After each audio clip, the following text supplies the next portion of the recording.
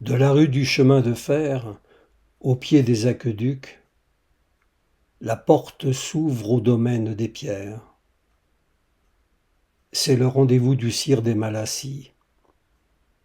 Il vient s'y coucher par temps de brume.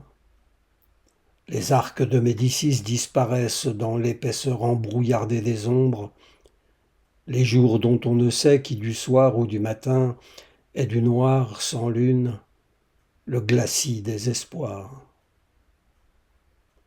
Les pas se taisent sur les pavés ouatés de ces couches laiteuses, embruinés du silence pâteux encollé des brumailles de l'automne. Les pierres entassées des murs transpirent des grosses gouttes chargées d'histoire, racontées aux frissons des nuits blanches. Le ciel se penche de l'autre côté, le ventre à terre posé dans la sombreur du fief des arcs et d'Anjou. La porte s'ouvre à l'envers, les pieds dans les airs, la tête décoiffée d'herbes folles, envahie des fossés bordés de charmes marcessants. Le halo d'une lampe tremblant des suées froides des restes enténébrés des passés oubliés semble montrer la voie conduisant au domaine où se dressent les pierres couchées aux lisières de l'étang. Les grands arbres des rives s'évaporent dans des buées épaisses, transpirés des roselières bruissants de mystère, envasés dans les crachats glaiseux de batraciens fous, amoureux de la marate endormie. Sur le fond gris du ciel, les tours au lointain des collines, blanches dans un soleil rasant dessous les nuées sales d'un novembre triste, se détachent en façade d'albâtre, éclairées du dedans de ces rayons brisés à traverser les ombres, lourdes du brouillard maussade, retenant ses larmes à la tombée du jour. Avant de s'y noyer dans des cendres mouillées, la lumière s'accroche aux branches feuillues encore de ses ors, brûlant les derniers feux de charmille dans un soubresaut flamboyant qu'étouffent à présent des pelotes tombées du ciel encotonnées de grisaille. J'imagine le soleil naissant, tant brillent les brumasses à boucher l'horizon. L'ombre des tours de cités sommeillées entache de gris perles le fond de l'air, embué d'esquilles lumineuses. Les toits se fondent dessus des ruelles noyées de vapeurs translucides. Des cheminées fument des bouffées de chaleur acide, brûlant l'espace aveuglé de rayons traversants. De grands arbres nus s'accrochent à la lumière crue d'un ciel s'inondant de clarté, à présent calciné, transpercé des cris d'ailes noires d'oiseaux que l'on devine, comme les taches de nos vies aux nappes blanches des jours de fête.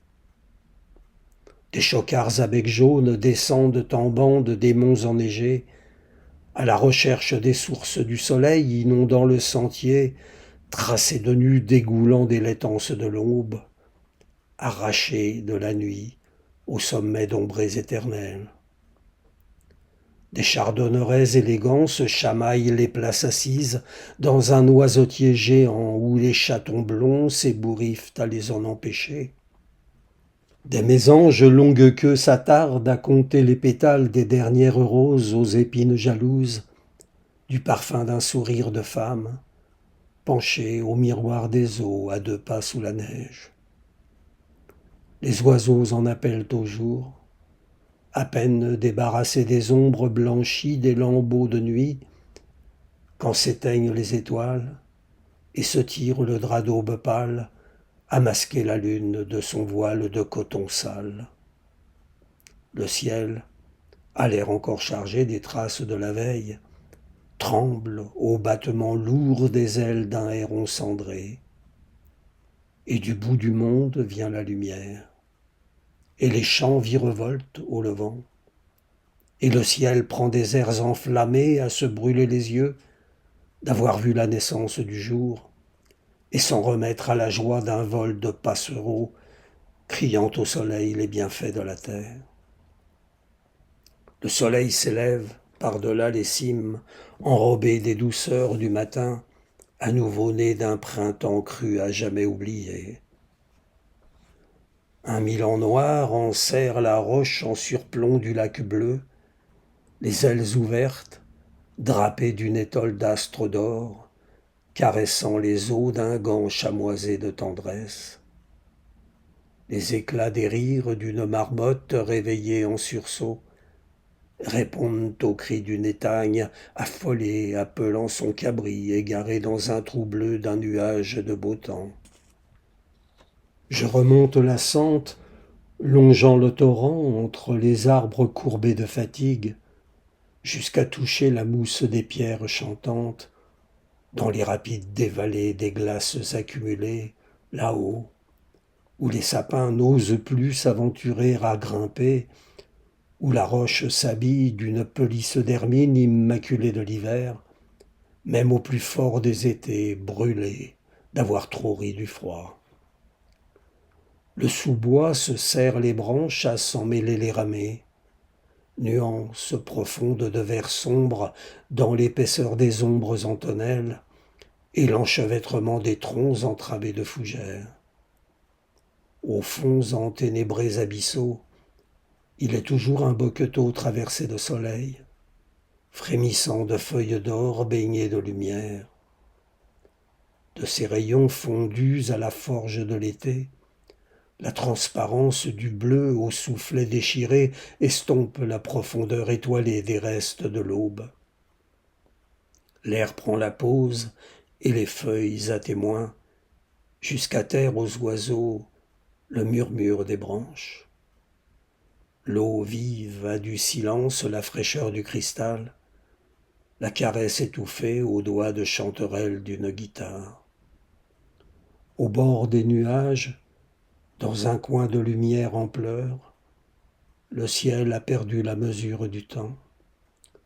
Le jour ne dort plus la nuit à chercher dans les yeux des sources d'eau vive les couleurs d'avant.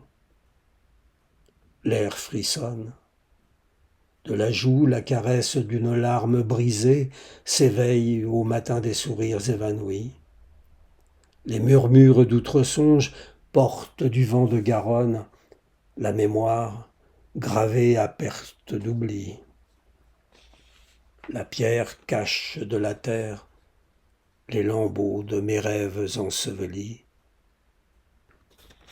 J'ai pris un chemin perdu, à l'orée d'un monde où je ne savais plus qui, des herbes folles traversées d'un pas suspendu aux fils étoilés de tes songes, ou du plafond déchiré des traces de lune d'un sourire éclairé, semblaient me dire comment te retrouver.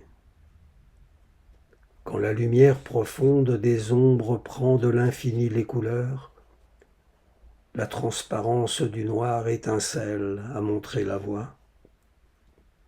Et la maison sous la mer descend les pentes de neige au beau milieu des blés de printemps, à se demander vraiment, de l'effet d'un chant le reflet de ce qui est, ou n'est autre qu'abus du temps, ignorant d'auparavant le rêve non révolu, et des images la persistance confuse, bien au-delà d'écho des rives.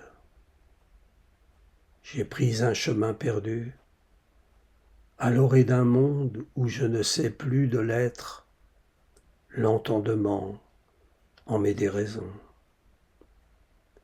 Il est des jours, ne suffirait-il pas dans la mémoire de l'âge à marquer le temps au parfum des couleurs d'un été doré de chaleur, qu'un champ de blé mûr en poussière d'étoiles aux épis gorgés de saveur, à se mordre la bouche, rouge du sang battant à fleur de peau, aux ors des rayons traversés du bleu, soyeux des joies du ciel.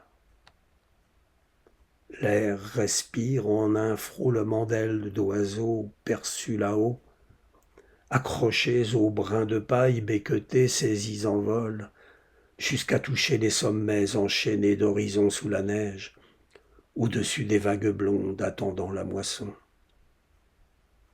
Les pierres du torrent, courant sous les ombrages transpercés du clocher d'un village que l'on devine, murmurent au loin le chant de fraîcheur des eaux vives, descendues jusqu'ici nous parler à l'oreille des traverses cheminées tout à l'heure.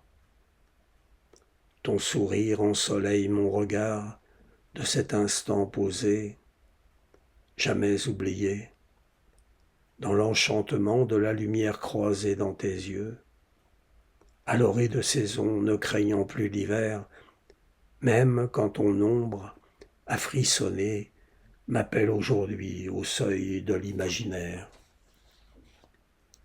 Le rideau caresse le vent à la fenêtre ouverte. Un rayon entrant s'invite à souligner les ombres de chaude paresse. Des traces de soleil s'effacent puis reviennent, dessiner au sol des sourires de saison. Le voile d'un nuage passe.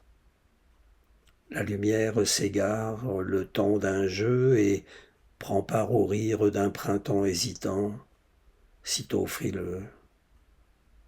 Des étincelles plein les branches, les arbres du jardin s'épanchent à l'oreille de mes anges bleus. Une voix de femme traverse les murs. Les toits se dressent en courant d'air azur. Des cheminées s'époumonnent. Le vent pardonne. Les rues s'abandonnent aux passants que l'on ne voit pas. Ils pressent le pas. La tringle des rideaux teinte à la vitre ouverte. Je ferme la fenêtre sur mes silences.